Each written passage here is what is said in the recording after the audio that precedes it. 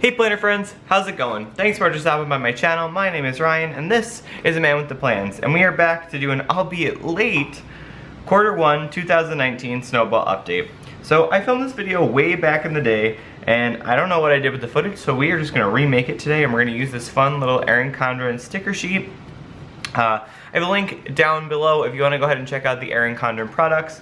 I use sticker sheets all the time to spice up my planner spreads, but also this is one of the, here we go, the deluxe monthly planners. So for those of you that are new to my channel, welcome. My name is Ryan. I'm a decorative planner and budgeter, and what I use this for is I track all my expenses here on the monthly view, and then as you can see here, I have my January budget. And so this is what I use this for. If it's your first time shopping at Erin Condren, you can go ahead and sign up down below using the code. There's a little link there and you'll get actually $10 off your first purchase, which is pretty cool. So go ahead and check that out. Her stuff is gorgeous. They're actually just launching the new life planners for 2020. So you can go ahead and look at those.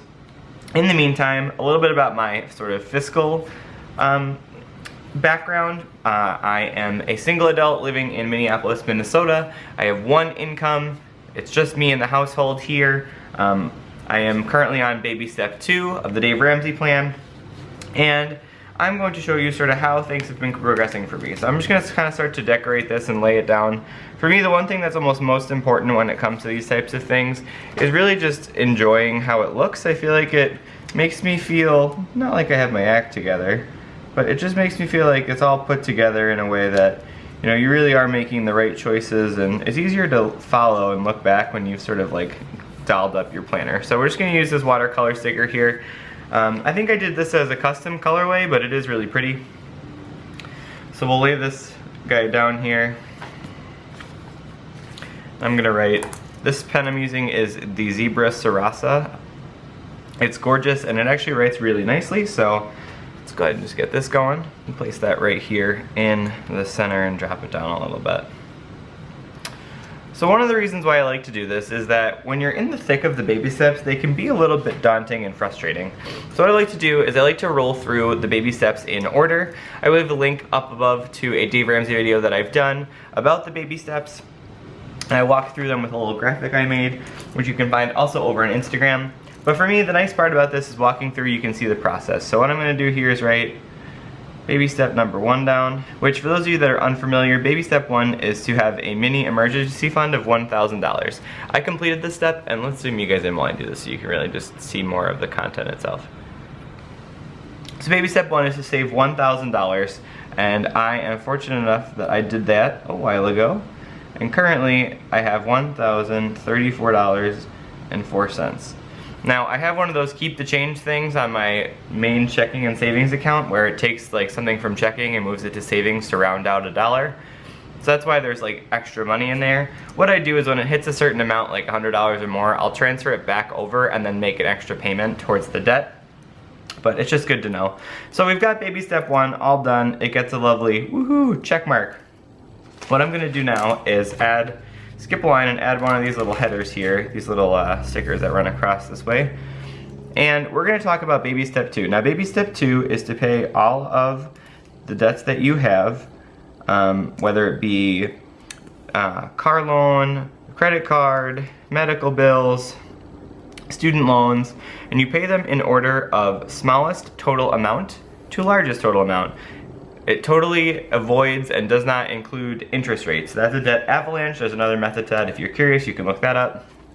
But so I started baby step 2 quite a while ago, and we'll talk more about that later. But I only have 2 debts left, which is so exciting, and they are as follows. They are my car and my student loan. So what I'm gonna do is I'm just gonna drop a little flag here for each one of them. I don't know, I'm trying to make this as pretty as possible for you, and for me, because that's the important part, I have to live with it. It's my debt. So we'll do the car on one and the student loans on the other. And so, the first one is the car loan, and that's the one that we're sort of leaning into now and using all of the snowball effect, the rollover there. And we'll say current balance. And so my current balance on my car as of March, if you've watched any of my budget videos, you know that we're a little bit further along, but I wanted to do this so that I can keep tabs on how much I've paid every quarter. And so we're gonna backtrack. $7,043.19 was the balance on my car. We're now sitting around like 5, which is super exciting. We're moving right along here. And then my last loan here, which is my big one, is my student loan. Technically, this actually is like 3 smaller loans smushed together, but the way I can't break the payments out individually on Great Lakes, so I just decided when I was starting this that this would be my big mama loan at the end that would be able to melt with my all of my Snowball rolling over. And so this total right here is $26,319.89, which brings us to our debt total, which, you know, the debt total deserves a sticky. And I'll write total. And this is how much we have left in terms of debt to pay. And that is, ready? Let's try to write this as big and nice as possible. $33,363. I can't even read my own writing over here. $363.08. So we are trucking right along. I'm super excited about it. I can't wait to be able to get rid of this one loan and then transfer all of the effort and all the extra money that I had down to this one, because honestly, we're melting my car loan, but imagine what we do if we take what I was putting towards my car every month and move it right towards my student loan. Oh my Lord, it'll be incredible. I can't wait for that to happen. So what I'm gonna do on the side over here, I know we're not there yet, and so I'm gonna take, this is just a sticky note that I have with some notes on it. But I'm gonna take this and just draw a line here to separate it out, because I want to think about quickly baby step 3. It's, you know, it's not super near in the future. I would say I'm at least a year out. However, I like to just sort of keep my eyes on the prize and see how my lifestyle has changed since I've moved apartments every now and again. And so baby step 3 is to create a fully funded emergency fund for all sorts of situations, anything that might come up. And so basically what I'm gonna do here is list my expenses that I have currently that would need to happen in the event of an emergency. So right, you need to live somewhere. So here's my rent. Currently it's $14.87 a month. I know, a little high, but I do love where I live.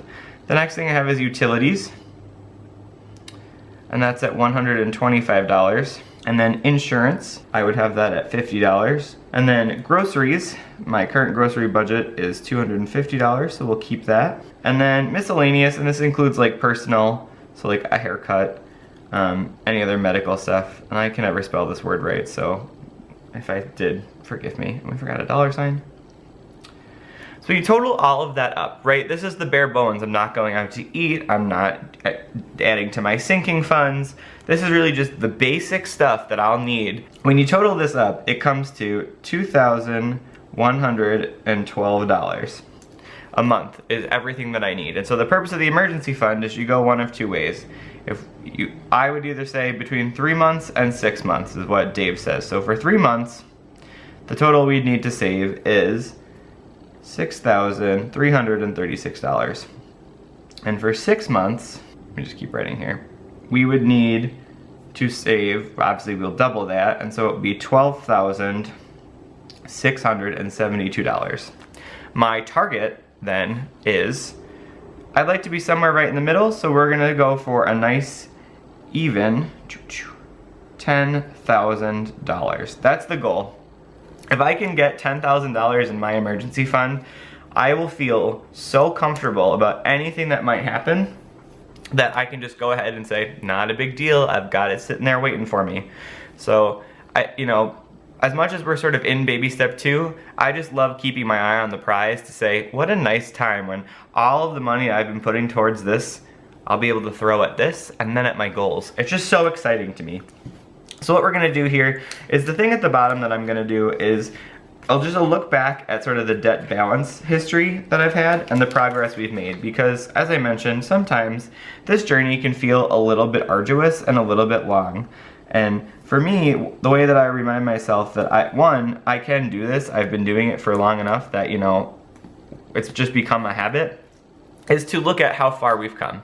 So over here in this bottom corner, what I'm gonna do, and I'm gonna speed this all up and we can just talk through it in a second, is we're gonna go through my debt balance history. Now I have notebooks and other places from last year where I did quarterly updates. And so I'll just gonna take the debt totals and kind of walk back from Q1 of 2019 where we are right now and go all the way back to May of 2017. So we're gonna speed this up and then you can see the footage afterwards.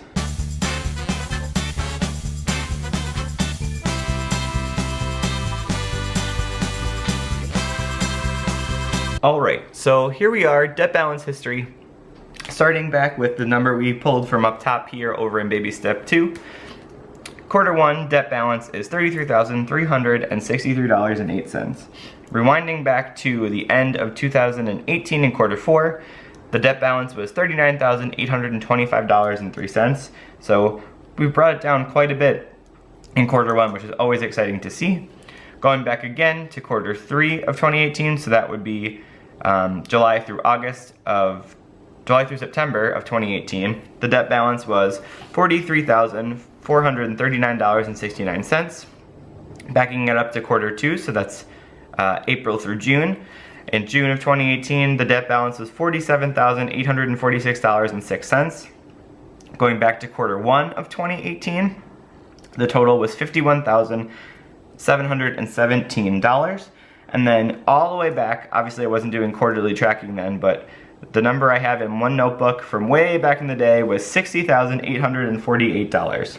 The fact that I can be that diligent and keep moving it forward despite some of the pitfalls, you know, that's the other thing. Now the last thing I like to do here is I'm going to separate this side up and do a little bit of some basic stats on this. It just makes me feel cool, and that line is totally crooked, but whatever. So we're going to switch over here and we'll just kind of write Q1 stats.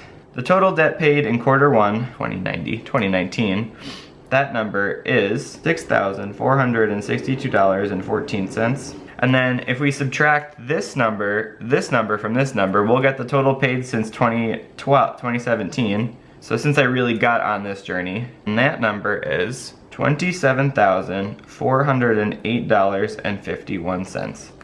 And so total percent paid, right? So out of the whole amount that I have here, that number is 45.17%. And then percent remaining is 54.83%.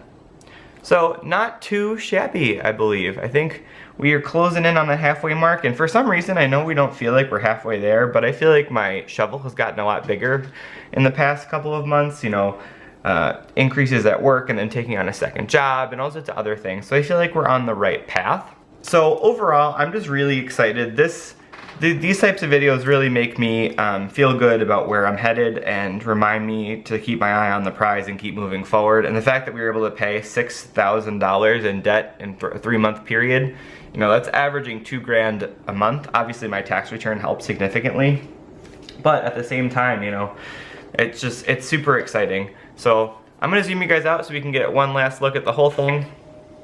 But I hope you guys enjoyed this video. I hope you found it helpful to, one, see a little bit more about my journey and where I've been and where I'm going, and maybe use this as motivation when things are looking a little bit tough. But if you like this video, go ahead and give it a thumbs up. I greatly appreciate it and it does help me out. Don't forget to subscribe to the channel. I do make new videos every Monday and Thursday. Thursdays are my financial videos and Monday is usually a planner related video. You can go ahead and find me over on Instagram at @AManWithThePlans. You can find me over on Facebook at @AManWithThePlans. And until next time, planning and budgeting friends, I'll talk to you soon. Bye!